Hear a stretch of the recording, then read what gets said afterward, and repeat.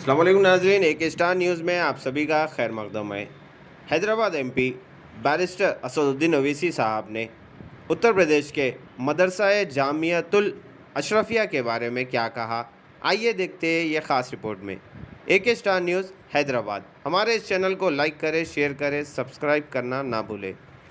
بر صغیر میں بلکہ پوری دنیا میں جامعۃ الاشرفیہ مشہور ترین ہے، مگر کوئی بیان نہیں۔ کانپور میں ایک مدرسے کو منہدم کر دیا گیا تو ویڈیو میں بتایا گیا کہ مدرسے کے ذمہ داران قرآن کریم کے پاروں کو مٹی اور ملبے سے اٹھا رہے تھے۔ یہ آپ کی قرآن سے محبت ہے؟ کہاں گئے وہ سوداگر؟ کہاں گئے وہ سوداگر؟ کہاں گئے وہ ایجنٹ؟ کہاں گئے وہ بروکر جو چودھری بن کر مسلمانوں کی عورتوں کا سودا کرتے ہیں اور کہتے ہیں کہ حکومت بدلو؟ کہاں ہے تم آج نہیں بول سکتے، کچھ خاموش بیٹھے ہوئے ہیں۔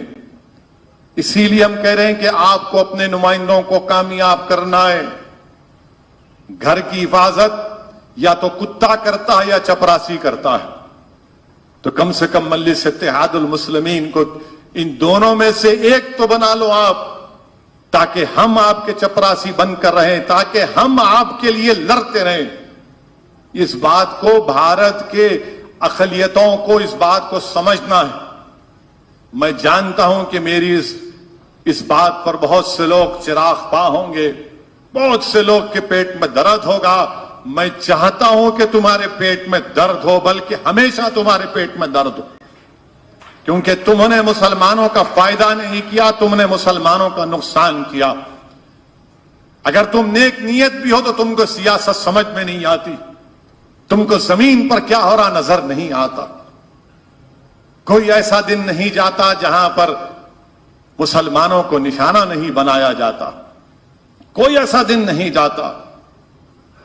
جہانگیر پوری دلی میں دلی کا بی جے پی کا صدر خط لکھتا ہے کہ فلاں فلاں لوگ پتھر پھینک رہے تھے، ان کے گھر کو توڑ دیا جائے۔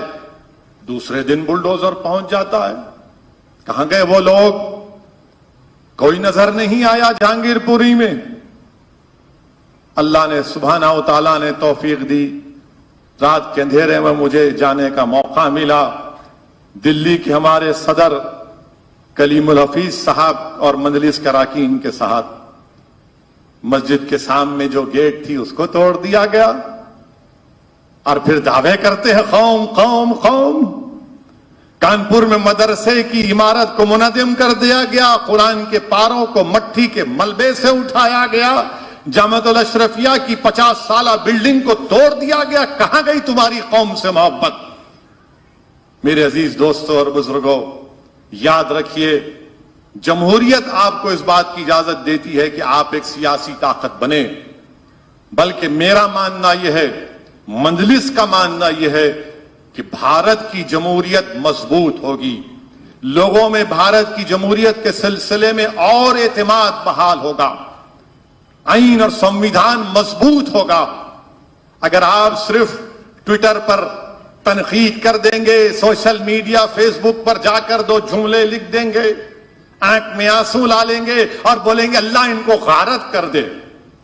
میرے عزیز دوستوں اور بزرگوں، اللہ کے رسول صلی اللہ علیہ وسلم کی سیرت النبی کو دیکھو۔ مسجد کے ممبر پر بھی رسول اللہ صلی اللہ علیہ وسلم نظر آتے ہیں، احد کے میدان میں بھی رسول اللہ صلی اللہ علیہ وسلم نظر آتے ہیں۔ رسول اللہ صلی اللہ علیہ وسلم کے جسم مبارک پر اونٹ کی اجڑی بھی ڈالی گئی۔ طائف کا سفر بھی ہمارے سامنے ہے، شعب بن ابی طالب میں 3 سال کا بائیکاٹ بھی شامل ہے، اور فتح مکہ بھی ہمارے سامنے، بدر بھی ہمارے سامنے ہے، خندق بھی ہمارے سامنے ہے۔ میرے عزیز دوستوں اور بزرگوں، یاد رکھو، اگر ہمتیں پست ہو جائیں گی اور صرف الیکشن کے وقت آپ اٹھ کر بولیں گے حکومت کو بدل دوں گا، نہیں، آپ کو سیاست کرنا ہے۔ سیاست یہ ہوتی ہے کہ اپنے نمائندوں کو کامیاب کرو۔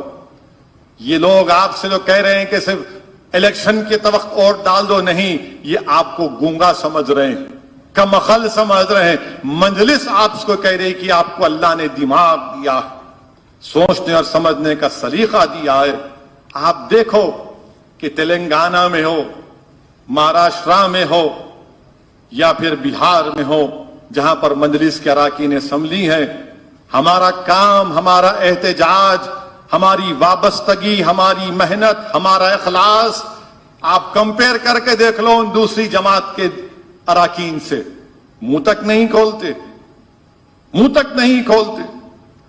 मेरे अजीज दोस्तों और बुजुर्गों, चौथी बात यह है कि जो कुछ